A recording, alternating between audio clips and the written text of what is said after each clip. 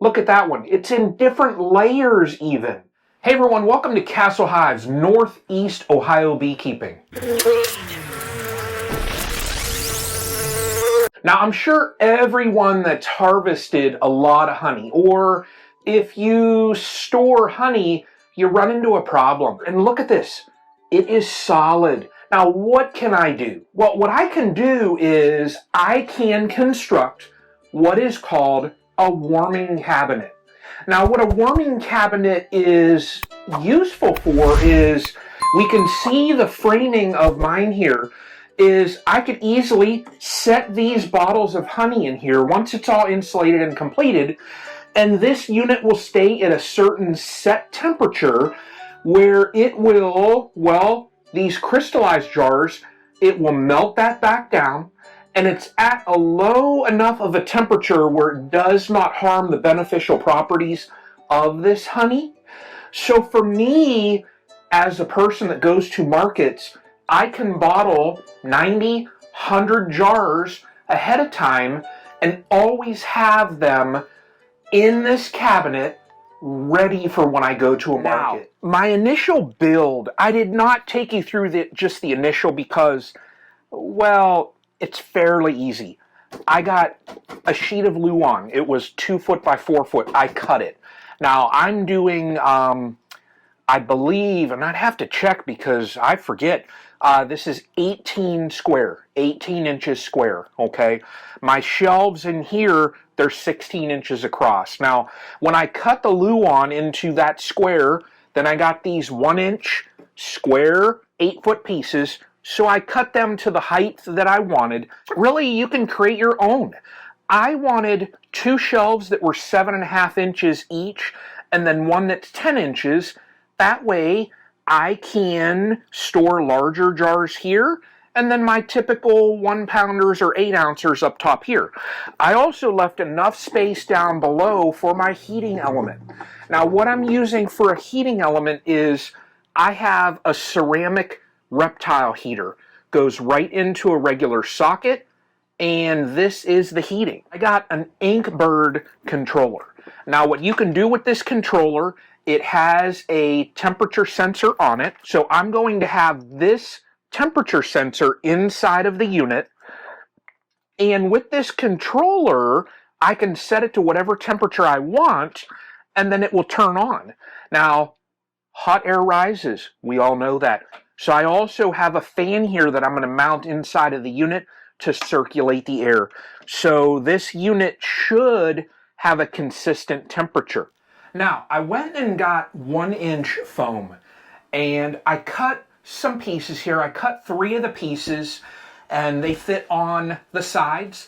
I have one on the back, and then I got this HVAC tape that I basically used on all of these seams. Now, I'm going to tape it in the front also, that way I don't want any of this foam exposed so that this is flaking and falling apart like what that just did.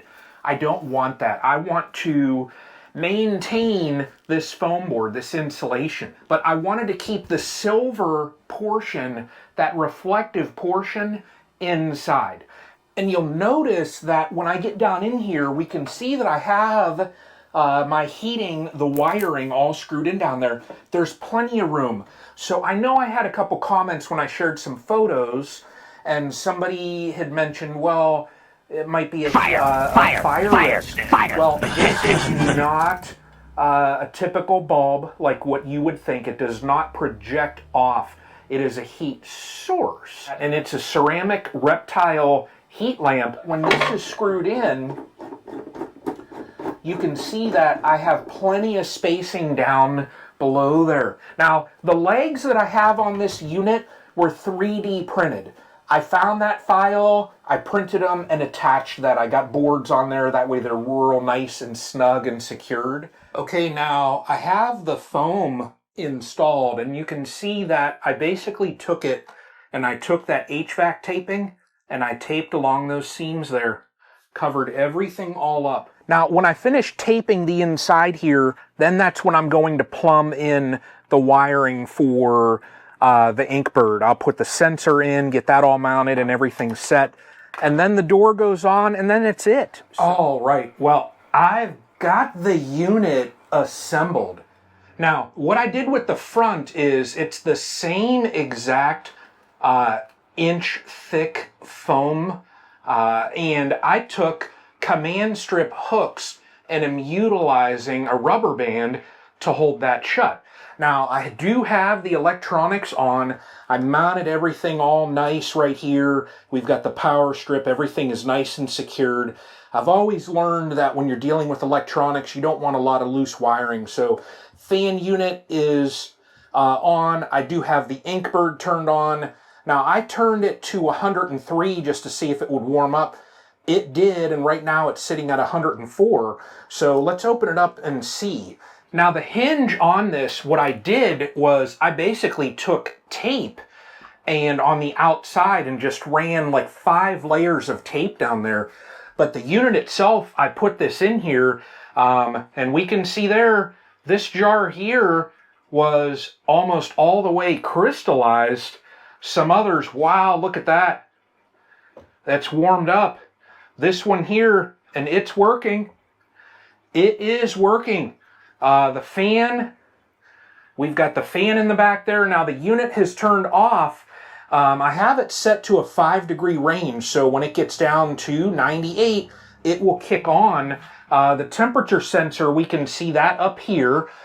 So the fan is set there to circulate the air around, but the honey that's in here, like we can see that there's a little bit of crystallization in there. Well, it is melting that down. So the unit is working. Fantastic. So it has kicked on right now. Now shutting this, I've got 1, 2, 3, 4 of the connectors, the command strip hooks, and it holds this. You can see the seam here. It shuts that. It keeps a pretty good seal on there.